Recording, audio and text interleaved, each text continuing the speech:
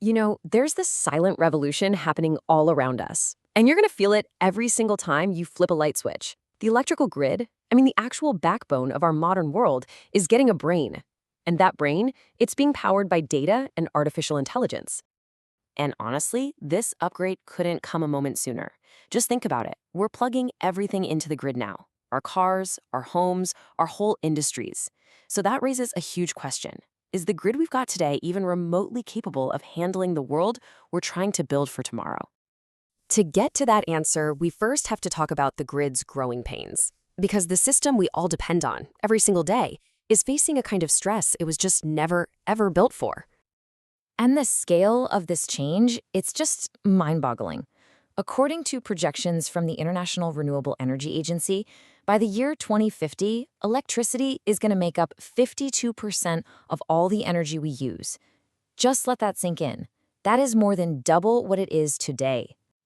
This chart really puts that into perspective.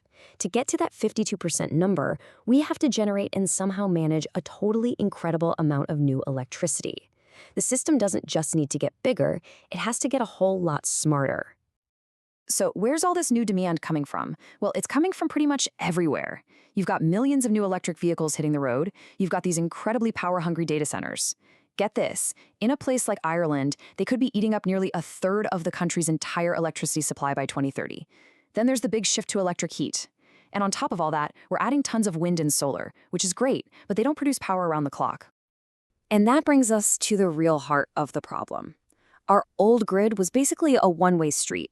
A few big power plants pushed electricity out to all of us. Simple. But the new grid, it needs to be a two-way digital superhighway. The old model is just becoming obsolete and fast. Okay, so if the old grid is the problem, what's the solution? Well, it's time for a major digital upgrade. It's time to finally give our power grid a brain. The term experts use is digitalization, and what it really means is weaving this incredible network of sensors, data platforms, and AI right into the grid's DNA. I love this analogy. Think of it like we're giving the grid a digital nervous system that's constantly feeling, thinking, and reacting in real time. And this so-called nervous system, it works in 5 really key ways. First up is monitoring, basically seeing everything that's happening on the grid right now. Then you've got forecasting, using AI to predict where supply and demand are headed. Third, optimization, making absolutely sure we're running the whole thing at peak efficiency. Fourth is automation, letting the grid react instantly on its own, no human needed. And finally, transparency, sharing all that data to spark new ideas and new innovation.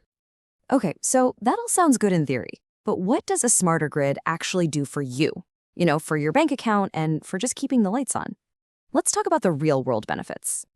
Benefit number 1, and this is probably the big one for most of us, is the potential for lower electricity costs.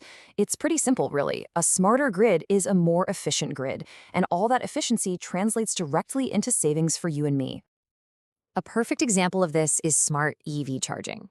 Just look at this breakdown. A smart charger can automatically power up your car when electricity is at its cheapest, like in the middle of the night when there's tons of wind power. That's going to directly lower your charging bill. It also knows to avoid charging during peak hours, which helps reduce the strain on the entire system for everybody. And check this out. With something called vehicle-to-grid technology, your car could even sell power from its battery back to the grid, which means you could literally earn money from your car while it's parked. Now, beyond just saving some cash, the second huge benefit is all about reliability. A smart grid is a resilient grid. It's designed from the ground up to prevent blackouts and to keep your power on even when things go wrong. A really cool piece of tech here is something called FLISR. I just like to call it the self-healing grid.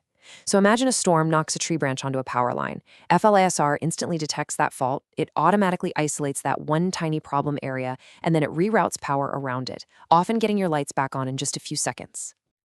And this isn't just a cool idea on a whiteboard.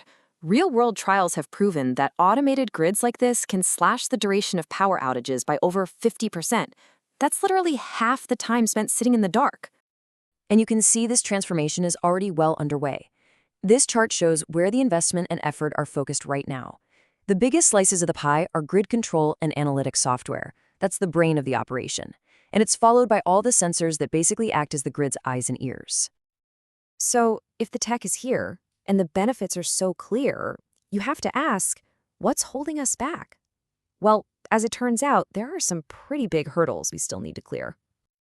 And what's so interesting is that the biggest challenges, as you can see here, aren't just about the technology. They're about people, security, and policy. The number one barrier is a skills gap in the workforce. We just don't have enough people trained for this stuff yet. Right behind that are the very real risks of cybersecurity. And, of course, old regulations that just haven't caught up with the tech. And then there's the money issue. This quote from the report really nails the classic chicken and egg problem, especially for developing countries. You need to invest a ton of money to modernize the grid, but the old grid just doesn't generate enough revenue to pay for those massive upgrades. And we really have to be crystal clear about the cybersecurity challenge. It's a classic double-edged sword. Every single smart device, every sensor we add to the grid, well, that's a new potential door for a cyber attack. Yes, all that connectivity makes the grid smarter, but it absolutely makes it more vulnerable too. Protecting this digital infrastructure has to be priority number one. Okay, but these challenges, as big as they are not insurmountable. The good news is there's a clear action plan for how we can build the grid of the future. It's just going to require a really coordinated effort from everyone. The path forward really boils down to 4 key things. First, we've got to standardize data so all these new digital parts can actually talk to each other. Second, we have to invest in people, training the workforce that we desperately need. Third, we need to update our regulations to actually reward innovation instead of stifle it. And finally, we have to work together, across companies and even across countries. And the ultimate goal here is to build what the report calls digital pylons. It's a fantastic metaphor, really.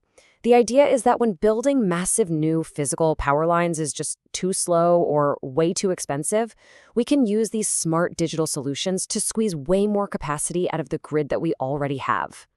So the grid's digital brain is slowly coming online, piece by piece, and it promises us a future with cheaper, more reliable, and cleaner electricity for everyone. The technology is here, the plan is clear, so I guess the only question left for us is, are we ready to help build it?